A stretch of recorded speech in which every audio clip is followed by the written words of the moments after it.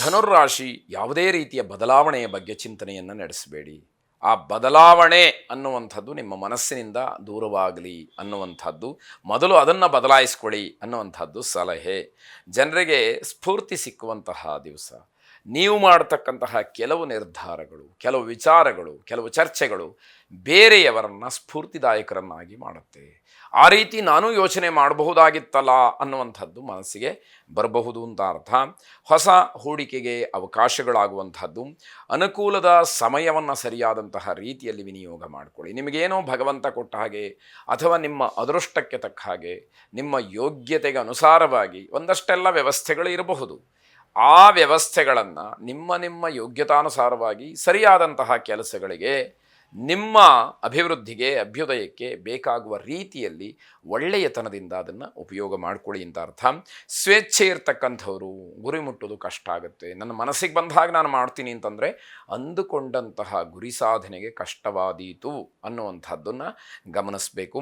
ಹಳೆಯ ವಿಚಾರಗಳನ್ನು ದೂರ ಮಾಡಿಬಿಡಿ. ಹಿಂದೆ ಏನೋ ನಡೆದು ಹೋಗಿತ್ತು ಅಥವಾ ಇನ್ನೇನೋ ಒಂದು ಕಷ್ಟ ಕಾಲ ಇತ್ತು, ಅದು ಯಾವುದೋ ಮತ್ತೆ ಸ್ಮರಣೆಗೆ ಬರುವಂತಹ ಅವಶ್ಯಕತೆ ಇಲ್ಲ, ಅದು ಬೇಡ. ಕಳೆದೋದಂತಹ ಸಮಯ, ಮುಂದೆ ಚೆನ್ನಾಗಿರ್ತಕ್ಕಂಥದ್ದನ್ನು ಆಲೋಚನೆ ಮಾಡಿ ಅನ್ನುವಂಥದ್ದು.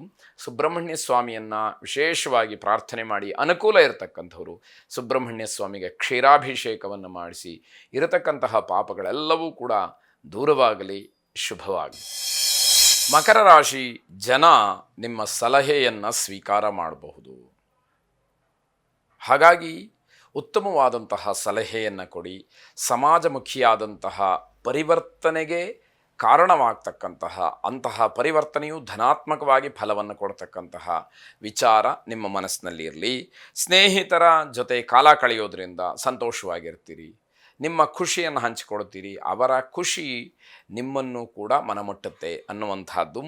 ಬೇರೆಯವರ ವಿಚಾರದಲ್ಲಿ ಹಸ್ತಕ್ಷೇಪವನ್ನು ಮಾಡಬೇಡಿ. ಯಾರು ಏನೇ ಸಮಸ್ಯೆಯನ್ನು ಮಾಡಿಕೊಂಡಿದ್ರು, ನಿಮಗೇನಾದರೂ ಸಹಾಯ ಮಾಡೋದಕ್ಕೆ ಅನುಕೂಲ ಇದ್ದರೆ ಖಂಡಿತವಾಗಿ ಮಾಡಿ, ಅಷ್ಟೇ ಹೊರತು ಮಾತಿನಲ್ಲಿ ಅವರನ್ನು ಏನೋ ಅಲ್ಲಗಳಿತಕ್ಕಂಥದ್ದು, ಅವರಿಗೆ ಬೇಸರವನ್ನು ಉಂಟು ಮಾಡೋದು, ನೋವು ಮಾಡೋದು, ಇದು ಯಾವುದೂ ಕೂಡ ಬೇಡ ಅಂತ ಅರ್ಥ.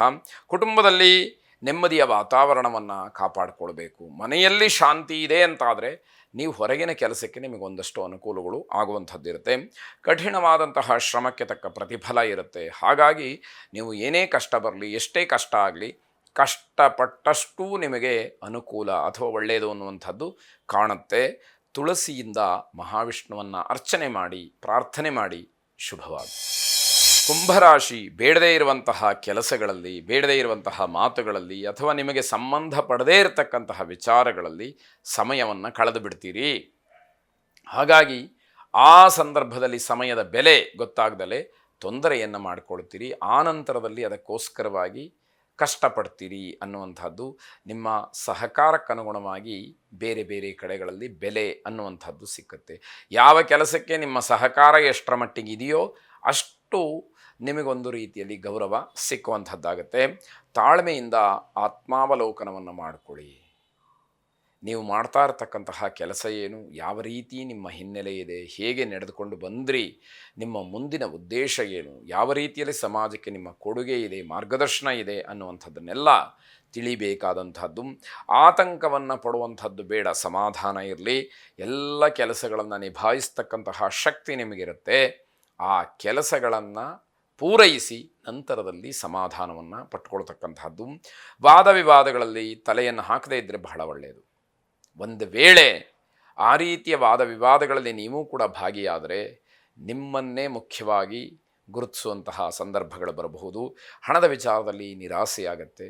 ಅದಕ್ಕೂ ಕೂಡ ಅಷ್ಟೊಂದು ಮನಸ್ಸನ್ನು ಕೆಡಿಸ್ಕೊಳ್ಬೇಕಾದಂಥದ್ದಿಲ್ಲ. ಹಣ ಇವತ್ತಲ್ಲ ನಾಳೆ ಸಂಪಾದನೆ ಮಾಡುವಂತಹದ್ದು ಇರುತ್ತೆ. ಆದರೆ ಸಮಾಜದಲ್ಲಿ ಸರಿಯಾದಂತಹ ಗೌರವವನ್ನು ಕಾಪಾಡಿಕೊಳ್ಬೇಕು ಅನ್ನುವಂಥದ್ದೇ ಮುಖ್ಯವಾಗಿರಬೇಕು. ಈಶ್ವರಾರಾಧನೆಯನ್ನು ಮಾಡಿ ಆ ನಿರ್ಲಿಪ್ತತೆ ನಿಮ್ಮಲ್ಲಿ ಬರಲಿ, ಶುಭವಾಗಿ.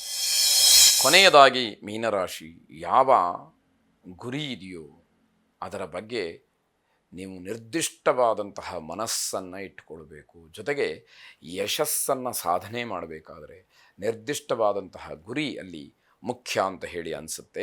ಪ್ರೀತಿ ಪ್ರೇಮದ ವಿಚಾರದಲ್ಲಿ ತುಂಬ ಗೊಂದಲಗಳನ್ನು ಮಾಡ್ಕೊಳ್ತೀರಿ, ತುಂಬ ಬೇಸರವಾಗತ್ತೆ. ಕೊನೆಗೆ ನೋವಿನಲ್ಲಿ ಈ ದಿವಸ ಕಳೆದು ಹೋಗ್ತಕ್ಕಂತಹದ್ದು. ಬೆಲೆ ಬಾಳ್ತಕ್ಕಂತಹ ವಸ್ತುಗಳನ್ನು ಖರೀದಿ ಮಾಡುವಂತಹ ವಿಚಾರದಲ್ಲಿ ಚರ್ಚೆಯನ್ನು ಮಾಡ್ತೀರಿ. ಯಾವ ವಸ್ತು ಹೇಗೆ, ಅದರ ಗುಣಮಟ್ಟ ಏನು, ಅದರಿಂದ ಆಗ್ತಕ್ಕಂತಹ ಅನುಕೂಲ ಏನು, ಫ್ಯೂಚರ್ಸ್ ಅಂತ ಏನು ಹೇಳ್ತೀವಿ, ಭವಿಷ್ಯ ಹೇಗಿರುತ್ತೆ, ಇದರ ಬಗ್ಗೆ ಎಲ್ಲ ಒಂದಷ್ಟು ವಿಚಾರಗಳು ಮುನ್ನೆಲೆಗೆ ಬರುತ್ತೆ.